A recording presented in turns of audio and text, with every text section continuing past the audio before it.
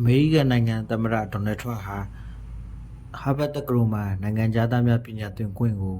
စတင်ပိတ်သိမ်းလိုက်ပါပြီ။အကြောင်းတော့ရှင်းပါတယ်။နိုင်ငံသားတွေရဲ့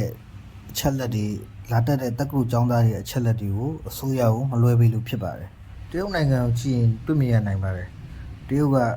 ဒီတက္ကသိုလ်မှာပထမဦးဆုံးနိုင်ငံသားအများဆုံးပေါ့ဗျာ။ဒုတိယကတော့အိန္ဒိယ၊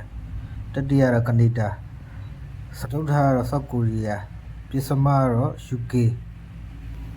နောက်နံပါတ်6နဲ့နံပါတ်9ကတော့နိုင်ဂျီးရီးယားနဲ့မြန်မာတို့ပဲဖြစ်တယ်ခင်ဗျာအခုဆက်ပြီးပြောပြမှာတော့ဟာဗတ်တက္ကသိုလ်ရဲ့တည်ထောင်ခဲ့တဲ့ခုနှစ်ပေါ့ဗျာ1636မှာတည်ထောင်တယ်ဟာဗတ်တက္ကသိုလ်ကအခု2025ဆို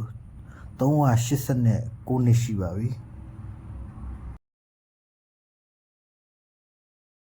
ဒါကတော့ဟာဗတ်တက္ကသိုလ်ရဲ့ဥက္ကဋ္ဌမစ္စတာအာလန်ဂါဘာဖြစ်ပါတယ်ဟာဗတ်တက္ကသိုလ်ကအမေရိကန်နိုင်ငံသားတွေအများဆုံးဖြစ်ပေမဲ့နိုင်ငံသားများကိုလည်းကုမ္ပဏီဘက်ကအခွင့်အရေးတက်နိုင်သလောက်ပေးခဲ့ကြပါတယ်ဒါကြောင့်ထရန့်အစိုးရကဟာဗတ်ကိုမကြည်ဘူးပေါ့ဗျာဒါကြောင့်နိုင်ငံသားများကိုနောက်နှစ်ကျရင်ဟာဗတ်တက္ကသိုလ်မှာမြင်တွေ့ရမှာမဟုတ်တော့ပါဘူး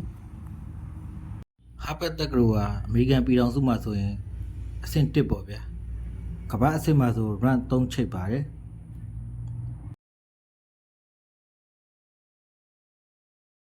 2024ရဲ့စစ်တမ်းများရဟာဗတ်တက္ကသိုလ်ကိုလာလျှောက်တဲ့ဦးရေ4248ဦးရှိခဲ့ပါတယ်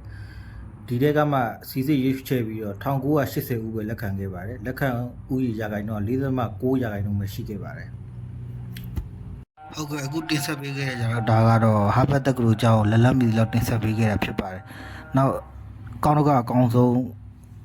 တမိုင်းကျောင်းတွေစီစဉ်ကောင်းတွေနဲ့တူပြန်လာခဲ့ပါမယ်ကြည့်ရှုသူအားလုံးကျေးဇူးတင်ပါတယ်